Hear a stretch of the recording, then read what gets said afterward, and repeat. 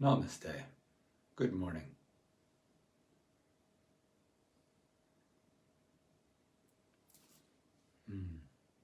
So the share from this morning's meditation is that, the question of why do we go to stillness? Why do we rest in stillness?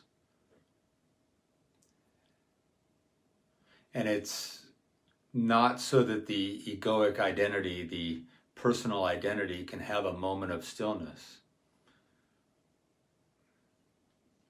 to give it relief from moments of all different states, one of them being, let's say, anxiety. It's not to move back and forth between stillness and, again, using an extreme example, anxiety. It's not to move back and forth.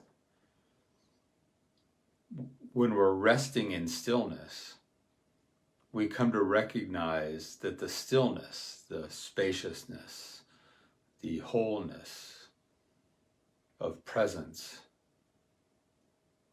is not a state that the ego moves in and out of. It's actually more akin, more aligned with the truth of what we are. So we come to recognize in our meditations and then in life that we're not just resting in stillness, we're resting as stillness.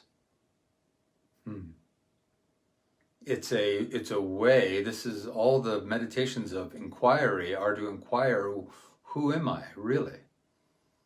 What is the nature of this pure eternal witnessing beingness within which all my stories come and go and all the conditions and circumstances of life come and go? What is the stable isness? Pure consciousness, pure loving awareness is the nature of being, within which this human story, this human experience is evolving, coming and going, appearing and disappearing.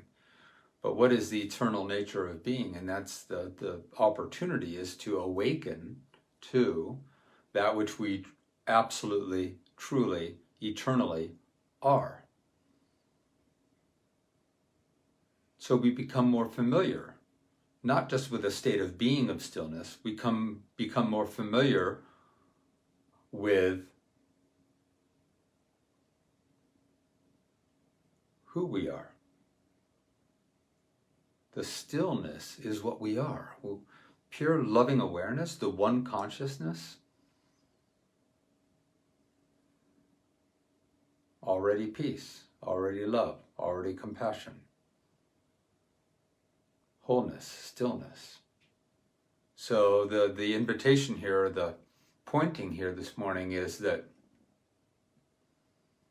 we don't just rest in stillness as a temporary state to counter some anxiety. We rest in stillness so that we can come to know that we are the stillness. Stillness is of your being. Your beingness, not your thinking. Stillness is of your being. Anxiety is of the mind, right? We know this. Peace is of your being.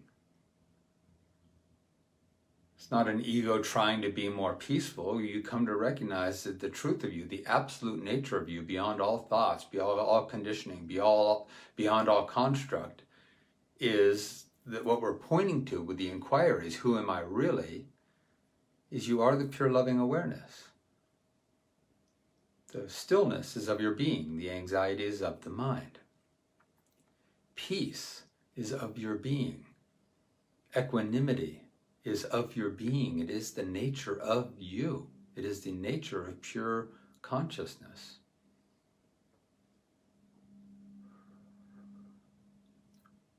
Wholeness is you. Wholeness is of your being. Not a thought, not a concept, not a thing for the mind to remember. We practice our meditations to embody the beingness, wholeness, compassion, love, peace, equanimity, presence. And we don't budge from that, so that all the transient conditions and circumstances of a human life can come and go. And we can be honest with them. We can be resting as our absolute nature, meeting, experiencing, witnessing all the manner of transient conditions. And I think this has been really alive lately, even more so for me, because the life of form, there's a number of things in my life right now that are in the world of form that are falling apart, that are presenting themselves as challenges. And to not be to be identified, embodied as pure loving awareness, stillness, presence, equanimity, not as things for the ego to attain, to try to remember to be, but embodied as that. The world of form is met, whether it's falling apart or coming together. That beautiful quote by Rudyard Kipling that says, if we can meet both our triumphs and our disasters and treat them both as the imposters that they are, those are both happening within a wholeness of being, a stillness, a spaciousness, a love, an eternal, unconditional loving presence. That's what we are.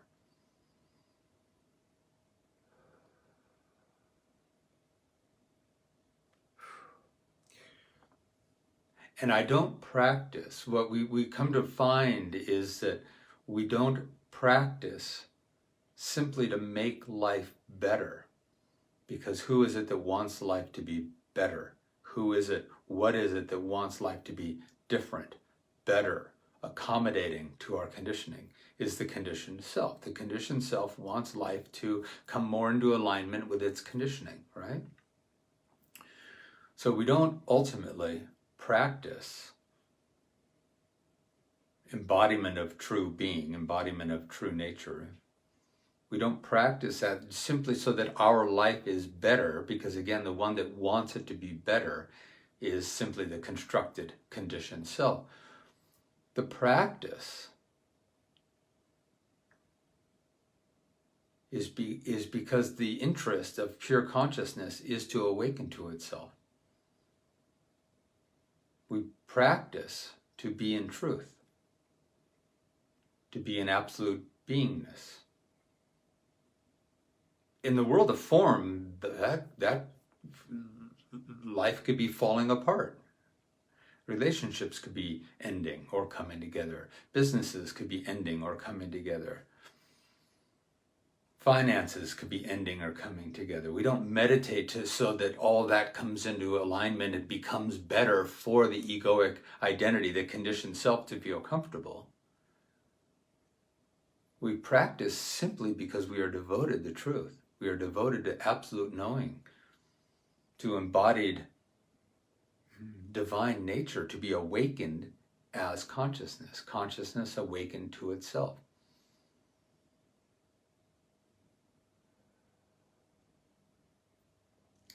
So the invitation here is to rest in the stillness, not simply as a respite for the mind, but rest as stillness. Rest as the formless. Rest as pure awareness that is beyond form, that the mind can't grasp because the mind only knows form. It only knows how to deal with form. So we rest beyond the mind's identities, the mind's objectifications, and we just rest in the absolute spacious stillness of being. I am that. I am that. I am the pure I am state of being.